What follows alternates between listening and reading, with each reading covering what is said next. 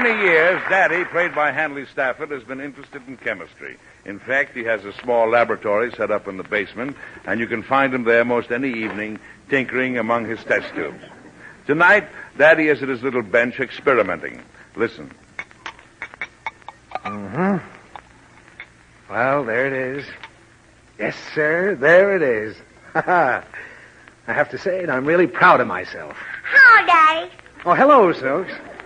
Have a look at this. I'm looking, Daddy. You know how I did it? No. You see that little tank? That contains hydrogen. Yeah. The other tank contains oxygen. They're both gases. I took 1,240 parts of the hydrogen and 620 parts of the oxygen and mixed them in a cylinder. Yeah. Then I wrapped it in a towel and touched it off with a match. Yeah. It exploded 22 times, and there's the result. Look at it. What is it? A glass of water. Are you thirsty? No, I made it myself. Oh. It took me 3 hours to make that glass of water. Why didn't you get it from the sink? Oh, anybody can get water from the sink. The trick is to make it yourself.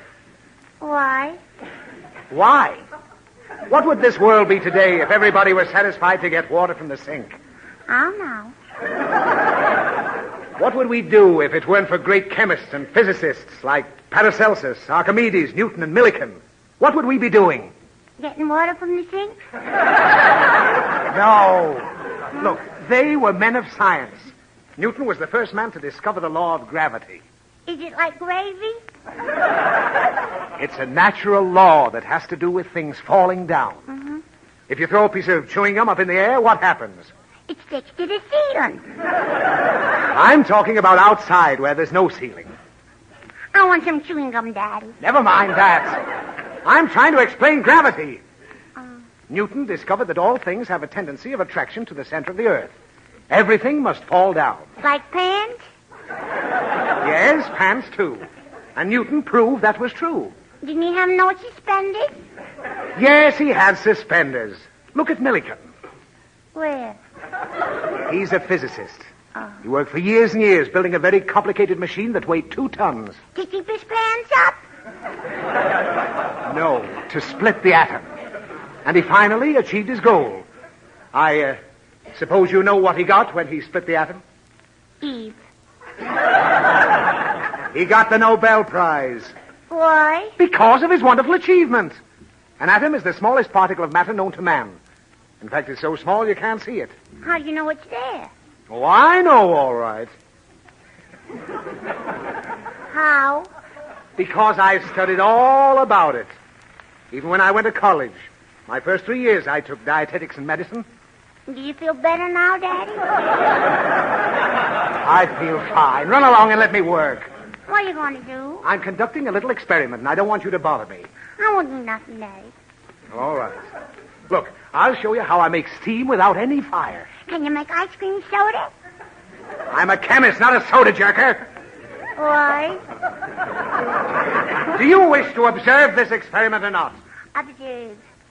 All right, now watch closely. I'm going to put some iron filings in this little bottle. Now I add some sulfur. And some molasses. No, I add a little water. Is it going to be ice cream soda? I told you I'm going to make steam without fire.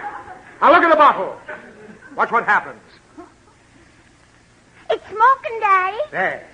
That's steam. And see those little particles exploding and shooting out? Just like a volcano. How's that? No good. What do you mean?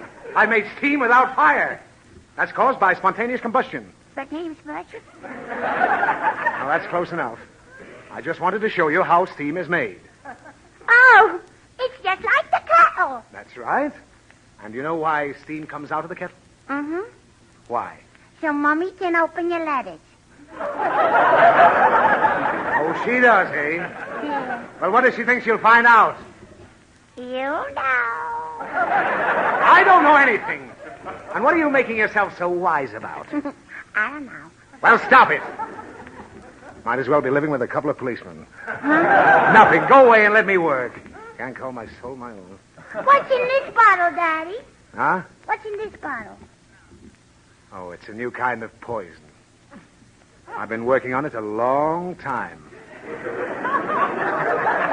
What are you going to do with it? Oh, I'll find a use for it. What are you looking at me for? Snooks, I'd like to try something. No, you ain't. Oh, Snooks, come here. Don't be silly. Has nothing to do with the poison. Mom, put the bottle down. Oh, I didn't even know I was holding it. Now, this stuff happens to be rat poison. Make a rat, Daddy. I can't make rats. Why? Because no chemist, no matter how great he is, can make a living thing. Living things are born, and each one has a special use. What was I born for? There are some questions that even science can't answer. But here, I'll show you something. Now, this beaker contains a number of elements. Elephant? Elements.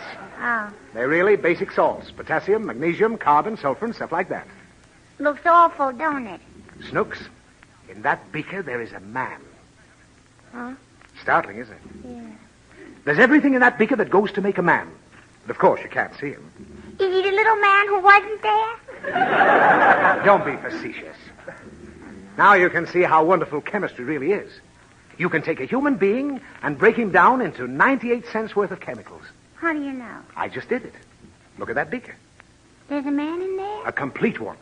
Broken down, of course. I've got him in that jar. A broken down man. That's right. What'd you do with his hat? Oh, it wasn't a man to begin with. It's all the component parts that go to make the whole person. Man is composed of those chemicals. Well, may make him live again, Daddy. I told you it can't be done. Nobody has the power of creation. I can assure you that a man would be a horrible monstrosity if a chemist made him. Did a chemist make Uncle Louis? Now, you leave Uncle Louis out of this. I didn't say nothing. Your mind keeps wandering all the time. Can't you pay attention to anything I teach you? Uh-huh.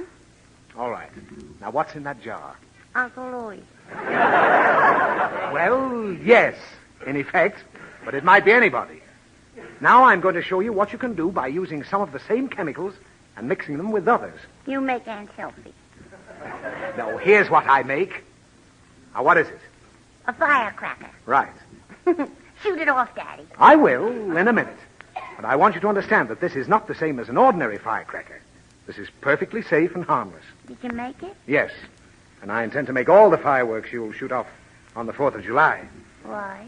Because there won't be any danger of you hurting yourself. Besides, it's cheaper. Oh. Well, shoot it off. All right.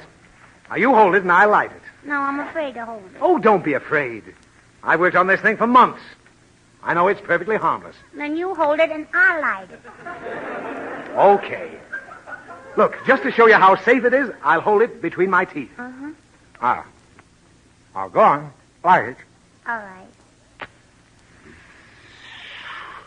Nothing happened. Didn't I tell you?